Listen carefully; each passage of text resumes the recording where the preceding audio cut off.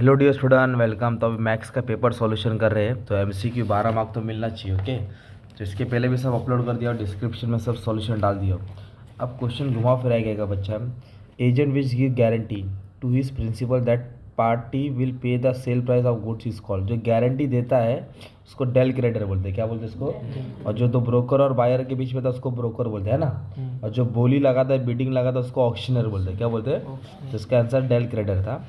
X is the number of octane and uppermost face when a die is thrown। तो मतलब अपनों को die फेंका, क्या फेंका है? डाई। तो आपको इसका ये बनाना पड़ेगा। तो ये X लेंगे P। तो डाई में कितना नंबर होता है? खेलते हैं ना गुड़ में, 6। 1 2 3 4 5 6। तो इसका क्या बोला है? डाई फेंका है ना। और तो उसका प्रोबेबिलिटी कितना रहेगा? तो प्रोबेबिलिटी रहेगा 1/6। क्या रहेगा? 1/6 1/6 1/6 1/6। अपने को बोला एक्सपेक्टेड वैल्यू। क्या बोला है? तो एक्सपेक्टेड वैल्यू मतलब दोनों को मल्टीप्लाई करके जो टोटल आएगा ये आएगा 1/6 2/6 3/6 4/6 5/6 6/6। तो नीचे 6 आएगा। 1 और 2 3 3 3 6 9 नहीं 6 4 10 15 21 21/6।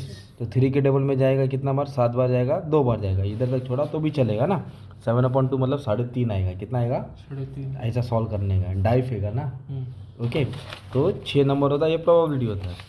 इधर बोला है अपनों को क्या है? Cost of living index. क्या लिखने का है? तो कॉस्ट ऑफ लिविंग इंडेक्स का मैंने क्या बोला था? कॉस्ट ऑफ लिविंग इंडेक्स उसका फॉर्मूला लास्ट पेज से। क्या है? Last page. तो वही P1/P0 बोलो। Q0 Q0 into 100।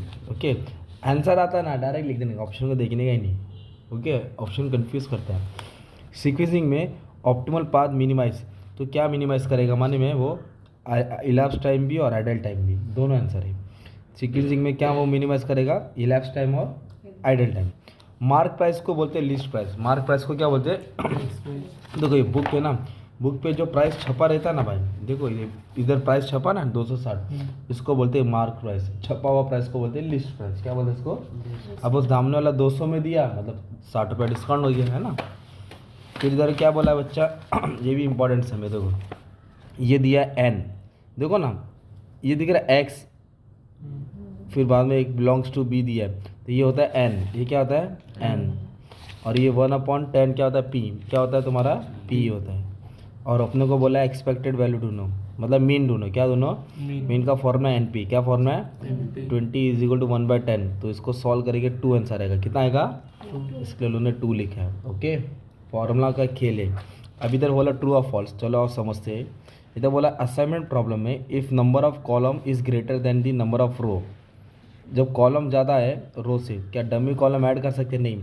तो जो कम है वो ऐड करेंगे। रो कम है ना, तो रो को ऐड करना पड़ेगा। तो ये फॉल्स हो गया। क्या हो गया ये? रो मतलब अगर रो ज़्यादा है और कॉलम कम है तो कॉलम ऐड करेंगे। तो बोला कॉलम ज़्यादा रो कम है, तो ये फॉल्स है। Optimum value of objective function LLP, जो ग्राफ वाला सब में occur at the centre of feasible solution. जरूरी थोड़ी कि सेंटर में आएगा, ऊपर भी आएगा और नीचे भी आएगा, ये भी फॉल्स है। Regression line x on y, तो हम लोग को मालूम है regression line x on y क्या फॉर्मूला है? बोलो x माइनस y बार y माइनस y बार bxy। क्या आएगा?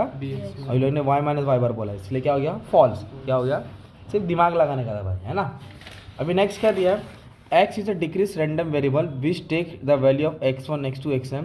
तो जब प्रोबेबिलिटी का टोटल लेंगे ना भाई, किसका? रैंडम में प्रोबेबिलिटी का टोटल 1 आता है।